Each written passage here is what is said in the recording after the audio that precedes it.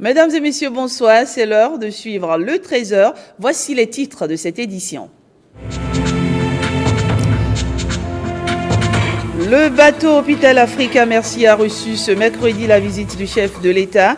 Patrice Talon est allé exprimer sa reconnaissance à l'équipage pour ses actions humanitaires.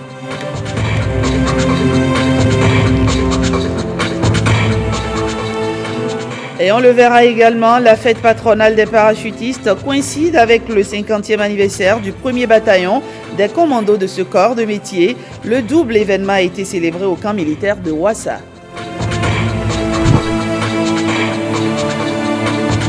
Et enfin, la NCB, l'Association nationale des communes du Bénin, sort de son mutisme.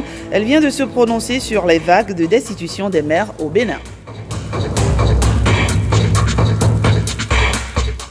Voilà donc pour le sommaire de cette édition. Je le disais dans les titres, Africa Merci, le bateau hôpital de la Fondation Merci Ships qui mouille dans les eaux béninoises a reçu la visite du chef de l'État ce mercredi. Entouré de 3 de ses ministres, le président Patrice Talon est allé exprimer sa reconnaissance à l'équipage du navire pour ses actions hautement humanitaires. Il faut noter que cette visite a été par ailleurs sanctionnée par la signature d'un accord de siège au profit régional de Merci Ships. Plus de détails avec Renoir Capo. Africa Merci, le bateau hôpital de la Fondation Merci Ships a accosté au port de Cotonou depuis plusieurs semaines. L'arrivée au Bénin du navire a été, comme à l'accoutumée, une source d'opportunités pour de nombreux patients et c'est un signe de reconnaissance pour cette initiative de haute portée humanitaire que le président Patrice Talon a opéré cette descente dans l'enceinte du géant des mers et de la médecine.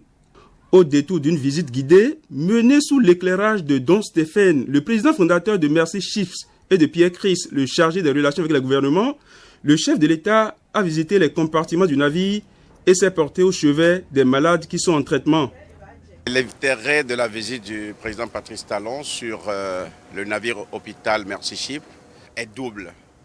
Je voudrais d'abord vous dire que depuis hier, le bureau régional africain de Merci Ships, qu'on appelle les navires de l'espoir, se trouve au Bénin, puisque nous avons signé un accord de siège par lequel le gouvernement du Bénin leur accorde la possibilité de s'établir ici avec toutes les facilités usuelles accordées aux ONG internationales et aux institutions diplomatiques. La deuxième chose, c'est que dans ce navire, comme vous le savez, il y a tellement de souffrances qui sont en train d'être soulagées. Ce bateau redonne la joie de vivre à plusieurs de nos compatriotes.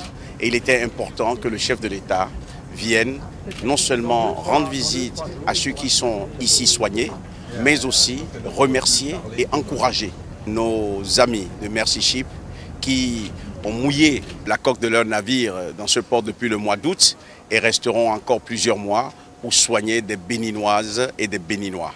Merci Ships, c'est un équipage de professionnels de la médecine qui ont fait une vocation, celle de servir de façon bénévole. Mais la technologie de pointe déployée par le plus grand navire hôpital privé au monde est en phase avec les standards internationaux. Le navire nous apporte beaucoup de choses parce que le navire nous permet d'assurer le traitement de beaucoup de patients que nous n'aurions pas pu traiter dans notre pays. Parce que le navire fonctionne avec un standard européen. Les soins qui sont faits ici, c'est les soins dont on peut bénéficier lorsqu'on est évacué en Europe. Et il y a beaucoup de pathologies que nous ne pouvons pas prendre ici, par manque de compétences ou parfois par manque de plateau technique. Les programmes de Merci Ships promeuvent la santé et le bien-être, mais ils répondent aussi aux besoins de la formation et du renforcement des capacités. L'accord de siège signé par le Bénin au profit de l'Organisation humanitaire internationale se révèle ainsi comme une source d'opportunités dans le domaine de la formation. L'autre intérêt de notre coopération avec Merci Ships, c'est le fait que nos médecins peuvent être formés, peuvent recevoir une amélioration, un perfectionnement, peuvent renforcer leurs capacités. Le chef de l'État a pris l'engagement d'être l'un des porte-parole de cette initiative pour qu'enfin les Africains eux-mêmes s'engagent pour accompagner, pour soutenir le Merci Ships. Il importe de signaler que les revenus de Merci Ships proviennent essentiellement de dons privés. En complément aux opérations effectuées à bord, des équipes se rendent aussi à terre pour apporter un large éventail de services au profit des couches les plus défavorisées de la population. Et on parle maintenant de ce vote à l'hémicycle de la proposition de loi portant cadre juridique du partenariat public-privé en République du Bénin. L'examen de la dite proposition de loi s'est étalé sur 2 jours et a permis aux députés de passer en revue toutes les dispositions d'une législation jugée indispensable au climat des affaires au Bénin. Guillaume Avienon pour les détails. Il a fallu toute la journée du lundi et la moitié de celle du mardi aux parlementaires pour passer au peigne fin article par article la proposition de loi du député Jean-Michel Abimbola portant cadre juridique du partenariat public-privé en République du Bénin. Le texte, un volumineux document de plusieurs centaines de pages, est considéré par beaucoup comme une synthèse des lois du genre existant déjà dans l'espace UEMOA et dans d'autres pays. La disposition d'une telle loi par le Bénin s'impose comme une nécessité selon le gouvernement face à la baisse drastique de l'aide publique aux États en construction comme le nôtre. Les risques, ils ne sont pas éventuels, ils sont certains. Mais les avantages sont beaucoup plus importants. Et que finalement le tout demeurera dans la manière de gérer le partenariat public-privé. Une gestion qui implique, selon les députés, l'instauration d'un climat de confiance encadré par des normes entre les opérateurs économiques, les collectivités locales et l'exécutif, insistent les députés. À défaut que nous allions encadrer au niveau des collectivités, à partir de quel montant, pour quel projet, quel type de projet on peut leur donner la main pour faire le partenariat public. Au niveau de l'État central, à partir de quel montant, quel type de projet. Si nous n'encadrons pas et que nous ne permettions pas, cela faciliterait la tâche au gouvernement. Les gens peuvent se lever, même s'il y a des ressources, ils se permettront à tout moment, quand ça leur plaît, d'aller prendre des contrats sous forme de partenariat privé. Lorsque dans le cadre des contrats de partenariat public-privé conjoints entre plusieurs pays de l'espace communautaire UEMOA, et ce n'est pas que l'information, ce n'est pas que de l'information, il s'agit vis-à-vis de l'Assemblée nationale. Il s'agit bien sûr d'une autorisation de ratification, parce que l'État du Bénin serait amené à contracter des prêts. Le gouvernement va faire l'effort d'informer le pouvoir législatif, mais il faudra néanmoins éviter la confusion du genre qui pourrait être fâcheuse pour les relations entre les institutions dans un régime présidentiel, comme c'est le cas au Bénin, avertit Joseph Djogouinou. Après des débats enrichissants sur les différentes dispositions de la loi portant cadre juridique du partenariat public-privé en République du Bénin, le document est soumis au vote. Ce sont ceux qui sont pour, procuration pour. Merci. Contre 0. La loi est adoptée à la majorité des députés. Les députés devraient poursuivre ce jeudi l'examen du projet de loi portant organisation de la concurrence. 14 octobre 2015, 14 octobre 2016, cela fait exactement 1 an que nous a quitté le général Mathieu Kérékou. Et pour marquer le premier anniversaire de son décès, la fondation qui lui est dédiée donne le programme des manifestations officielles. Écoutons Ali Oudou, secrétaire général de la fondation Mathieu Kérékou. Il est au micro de Mathieu Sokenon et Pierre Étalé. Pour marquer cet événement, bien sûr douloureux, mais de devoir de mémoire, il est prévu des manifestations à Cotonou, à Natengu et à Parakou. Les manifestations de Cotonou et de Parakou sont l'initiative de 2 groupes d'artistes béninois qui veulent, et en toute liberté, rendre un hommage à l'Ulysse disparu. Mais quant aux manifestations de Natengu, avec notre doyen d'Assaboté, ils sont très nombreux qui sont en train de préparer quelque chose à travers des chansons qu'ils ont composées pour rendre un hommage à l'homme que nous pleurons depuis déjà bientôt 1 an. Quant aux manifestations de Parakou qui devaient se tenir les 13 et 14 octobre 2016, elle devait comprendre pour le 13 des manifestations religieuses pour demander la grâce de Dieu et pour l'âme de notre président. Et le 14 matin, on devait lancer le livre souvenir. Nous saisissons cette occasion pour dire que la fondation Mathieu Kérékou et continue à respecter le serment politique donc, du président Mathieu Kérékou qui est contenu dans le document qu'il a signé donc, le 28 décembre 2012 pour indiquer la voie que la Fondation doit suivre pour perpétuer les valeurs de paix, d'unité et de développement, pour que notre peuple s'attache vraiment à ces idéaux-là qui font de notre pays un havre de paix. Également dans ce 13h, l'Association nationale des communes du Bénin se prononce sur les vagues de destitution des maires constatées depuis quelques semaines dans nos communes. Son président en appelle à la sérénité au sein des conseils communaux et surtout à la reddition des comptes. Gilles Dansou. Cette série de destitutions que l'on observe actuellement risque de discréditer notre décentralisation tant soutenue par les partenaires au développement et d'hypothéquer la stabilité qui caractérise notre système démocratique apprécié par l'opinion nationale et internationale. Les membres du bureau national de l'ANCB ont suivi les déclarations de certains acteurs de la société civile, notamment Social Watch, la Fondation Le Municipal, et quelques responsables syndicaux à travers différents canaux. Il les remercie pour leur sens d'objectivité et de patriotisme dans l'analyse de cette situation. Aussi, la NCB félicite-t-elle le gouvernement et son chef pour les audits en cours dans différentes communes de notre pays et souhaite que les résultats de ces audits servent à apprécier la gestion des autorités locales. En encourageant la reddition des comptes dans les communes, la NCB apporte la preuve qu'elle ne saurait cautionner une mauvaise gestion dans une commune. En conséquence, le Bureau national de la NCB en appelle à la responsabilité du chef de l'État, du ministre en charge de la décentralisation et des préfets, et les invite à prendre des mesures non seulement en vue d'une meilleure gestion des crises actuelles, mais surtout pour opérer des réformes profondes, telles que recommandées par le Forum Bilan sur la décennie de la décentralisation. Double événement ce mardi au camp militaire de Ouassa à Zobodomé. Il s'agit de la fête patronale des parachutistes et le 50e anniversaire du premier bataillon des commandos parachutistes. C'était en présence des hauts cadres de l'armée béninoise et du ministre de la Défense, Gilles Dansou, pour les détails. Séance de simulation de libération d'un citoyen pris en otage.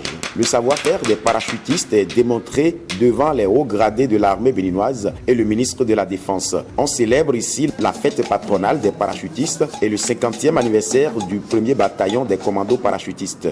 50 ans de vie pour une organisation, pour une communauté humaine, n'est pas un non-événement. Il retrace un ensemble d'idées, de processus, un parcours des sacrifices consentis, des moments de bonheur et de douleur partagés. Tout le personnel vous sait gré de la sueur et parfois même du sang coulé pour l'édification de ce camp. Très chers anciens, soyez-en rassurés, votre œuvre sera pérennisée et entretenue dans le temps. Vaincre ou périr, telle est la devise de ce bataillon. Soldats de Ouassa, votre niveau de discipline, votre disponibilité et votre professionnalisme forcent l'admiration et la fierté. Je vous exhorte à continuer sur cette voie. Je témoigne un satisfecit particulier au chef de corps et à toute l'équipe qui l'accompagne dans son commandement pour le leadership et la clairvoyance dont ils font preuve. Le ministre en charge de la Défense a loué les mérites de ces hommes en uniforme. Toute défense est conçue, je le répète, sur la base non seulement d'une doctrine, d'une culture, mais sur la base de la capacité, des ressources, des moyens qu'on a. Unité d'élite, le premier bataillon de commandos parachutistes doit être préparé grâce à son aguerrissement, ses formations spécifiques et son organisation appropriée à contribuer à la formulation de réponses adéquates à toute problématique sécuritaire que le gouvernement pourrait être amené à gérer. C'est à cela que je vous engage, Monsieur le général chef d'état-major général des forces armées béninoises, militaires parachutistes et commandos parachutistes de tout grade. Votre mérite d'appartenir à ce prestigieux corps, tant admiré, sera à ce prix. Mettez alors individuellement et collectivement un point d'honneur à pouvoir remplir vos missions avec brio pour le bien de la nation et de l'humanité. Je suis conscient des différents problèmes auxquels vous êtes confrontés. Des réformes significatives seront mises en chantier très bientôt sous le bienveillant contrôle du chef de l'État, chef suprême des armées, en vue d'amélioration de vos conditions de vie et de travail. Un hommage tout particulier a été rendu au premier militaire béninois à avoir obtenu le brevet de parachutiste. Et sachez à présent que l'association interprofessionnelle du coton, AIC, poursuit sa tournée nationale. Après le septentrion, l'AIC a mis le cap sur le sud avec pour objectif échanger avec les cotonculteurs et mieux les préparer à une commercialisation réussie du coton. Suivez l'étape du département des collines qui s'est déroulée à Dassa avec Françoise Insou et Emery Darpin-Sauton.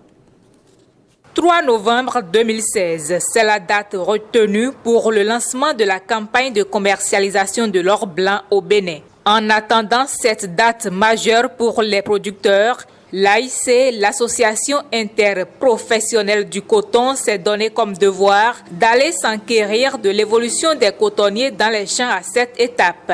Et la visite de ce champ de 2,8 hectares dans le village de Togon, commune de Dassa, rassure la délégation. J'aimerais voir 3 tonnes à l'hectare. Parce qu'avant, je faisais 2 tonnes 500 ou 2 tonnes 600 à l'hectare. Le champ est beau, le producteur sait de quoi il parle. Je voudrais lui dire merci beaucoup parce que ici c'est un champ modèle. La collaboration, entre l'AIC, le gouvernement et la coopération décentralisée avec les mairies doit fonctionner correctement parce qu'on ne peut pas continuer à parler de développement si nous n'avons pas, une coopération suffisamment soudée. À la suite de cette visite de terrain, place à la séance d'échange avec les cotonculteurs du département des Collines. Des assises qui ont permis à Mathieu Adjovi, premier responsable de l'AIC, de prendre connaissance des doléances des producteurs. La mise en place des crédits de récolte, le respect du plan d'évacuation, l'implication des CVPC et leurs fêtières dans le choix des pistes d'évacuation coton. Des doléances qui ne sont pas tombées dans des oreilles de sourds. Et pour une réussite de la campagne de commercialisation du coton, des instructions sont données. Je voudrais que des dispositions à votre niveau soient prises pour que les récoltes se fassent à bonne date. Sortez votre coton et vendez-le au fur et à mesure pour que pour les fêtes de Noël et de fin d'année, vous ayez de quoi fêter avec la joie que nous apporte, n'est-ce pas, le nouveau départ. Les bascules, les bâchettes sont déjà en cours, n'est-ce pas, de règlement. Vous les aurez à bonne date. La question des pistes coton et des transporteurs a été également passée en revue. Et la délégation AIC, ministère de l'Agriculture, a rassuré les cotonculteurs que toutes les dispositions sont prises au niveau de ces 2 structures pour une campagne de commercialisation du coton réussie. Et puis le Bénin, à l'instar des autres pays du monde, célèbre aujourd'hui la journée mondiale de la prévention des catastrophes. Vivre pour raconter, c'est le thème de réflexion cette année. À la veille donc de cette célébration, le ministre de l'Intérieur a adressé un message à la population. On l'écoute, il est au micro de Pierre Étalé et Bruno Rotepo. Le monde a connu ces dernières années de nombreuses catastrophes naturelles et technologiques, des crises humanitaires et des guerres civiles qui ont causé des millions de déplacés et coûté la vie à des centaines de milliers de personnes, sans oublier l'effondrement des économies des diverses communautés touchées. Notre pays, le Bénin, n'a pas échappé à cette triste réalité. Cette année, les communautés locales ont enregistré des pertes en vies humaines. Des superficies cultivées ont été emportées. Des infrastructures socio-communautaires touchées et leurs habitations sérieusement endommagées du fait du diktat des incendies, des épidémies et des aléas hydroclimatiques. Face à cette situation angoissante, il convient de préserver les efforts de développement du gouvernement et ceux de la communauté internationale, d'augmenter la résilience des populations face au risque de décès en situation de catastrophe. Le gouvernement de la République du Bénin met l'accent sur la nécessité du renforcement de la capacité des infrastructures essentielles et leur équipement. En prélude à cette journée, je voudrais lancer un appel à toutes les autorités à divers niveaux, les élus locaux, au fin d'attirer leur attention sur la nécessité de la priorisation de l'amélioration des centres de santé résilients dans les plans de construction, en se référant aux divers plans d'aménagement et de gestion des crises. On célébrait hier déjà la 12e journée africaine de lutte contre les faux médicaments. L'Ordre des pharmaciens du Bénin a saisi l'occasion pour évaluer les actions menées sur le terrain pour lutter efficacement contre le phénomène depuis l'appel de Cotonou. Une conférence de presse est organisée à cet effet à Cotonou. Alain Dossuyovo, Monique Torrent. L'Ordre des pharmaciens du Bénin n'a pas voulu rester en marge de la célébration de la journée africaine de lutte contre les faux médicaments. Selon la présidente du Conseil national de l'Ordre des pharmaciens du Bénin, les produits pharmaceutiques contrefaits, falsifiés ou sous-stands représentent 10% des produits pharmaceutiques en circulation dans le monde.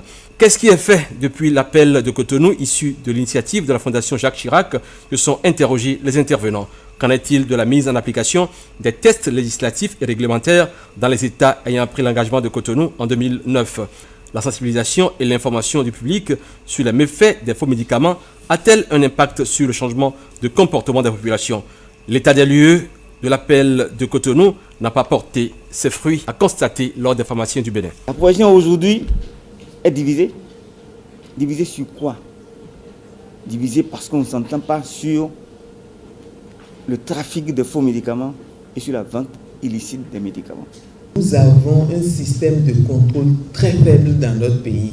Sinon, s'il y a des inspections qui se font régulièrement, ces genres de choses vont être découverts. Si vous ne portez pas plainte, si vous ne dénoncez pas, on ne pourra jamais arriver à bout de ce fléau. C'est regrettable. Ça fait 7 ans qu'il y a eu cet appel de Cotonou. Qu'est-ce qui a été fait? Rien du tout. Et moi, cela me gêne. Parce que c'est comme si chaque année, on célèbre finalement la vente des faux médicaments. Les questions des journalistes à cette conférence de presse sont venues relancer le débat sur la persistance du phénomène qui ne cesse de faire des dégâts. Certains ont pointé un doigt accusateur aussi bien en direction des autorités que des pharmaciens.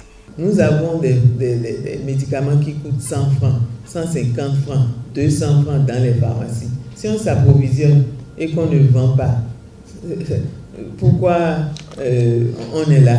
Nous vendons des génériques dans les pharmacies.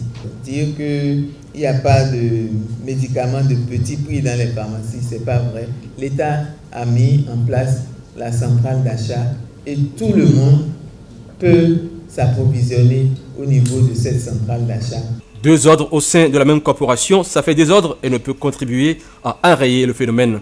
Les faux médicaments ne sont pas qu'à Adjégoulet, mais aussi dans les officines, ont aussi fait observer les journalistes qui ont eu droit à un témoignage poignant d'un étudiant, ancien consommateur de faux médicaments.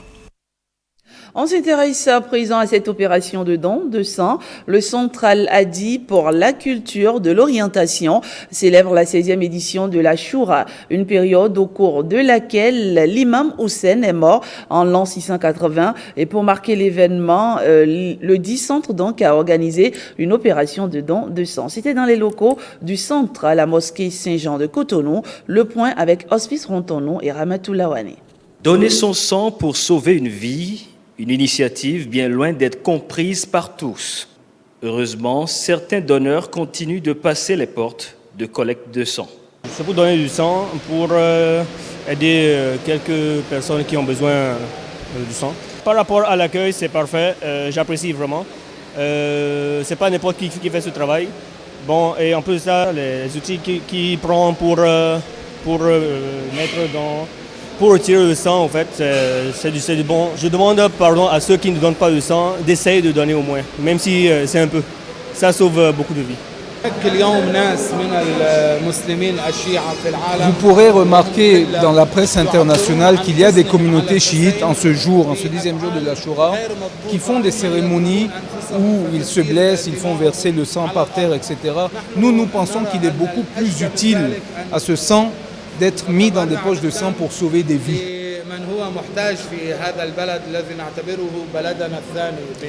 Opération très appréciée par le président de l'association des donneurs bénévoles de sang.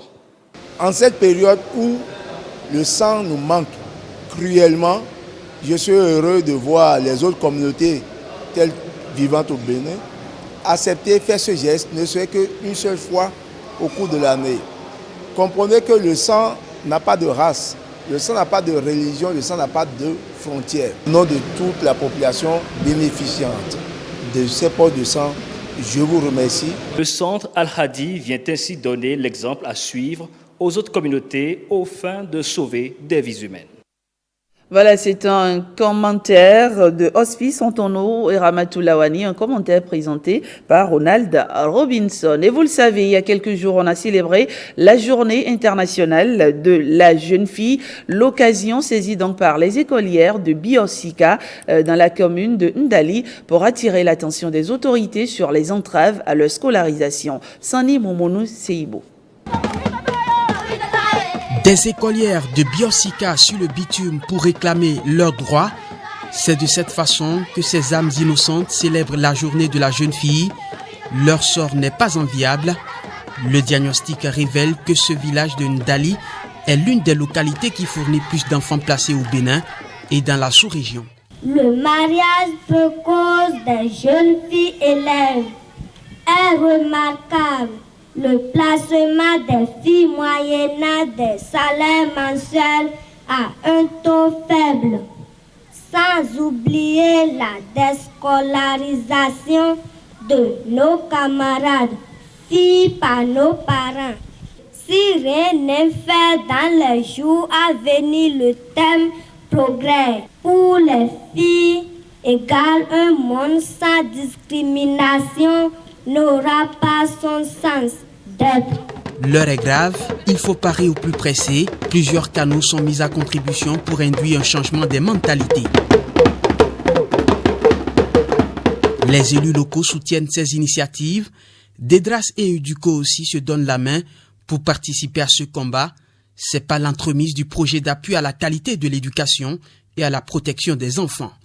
C'est pas en amenant les enfants en ville pour servir de domestiques ou bien au Nigeria que nos rêves vont se réaliser, que les rêves des enfants vont se réaliser.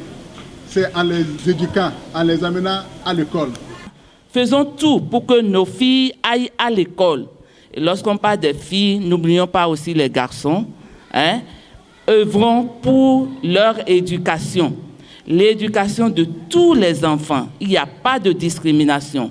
Les stratégies utilisées pour contrer ces phénomènes commencent à porter des fruits. Nous avons déjà installé sur place des comités de veille, des comités qui veillent donc à protéger ces droits, à enregistrer les cas d'enlèvement. Et déjà nous enregistrons plusieurs dénonciations, ce qui a été très dissuasif. Plus que le temps d'une journée, les écoliers de Biosika veulent bien croire que leur cri de cœur va résonner davantage. Ils vivent dans la tourmente. Voilà, c'est la fin de cette édition. Je vous remercie de l'avoir suivi. Passez un excellent après-midi. Je vous retrouve demain.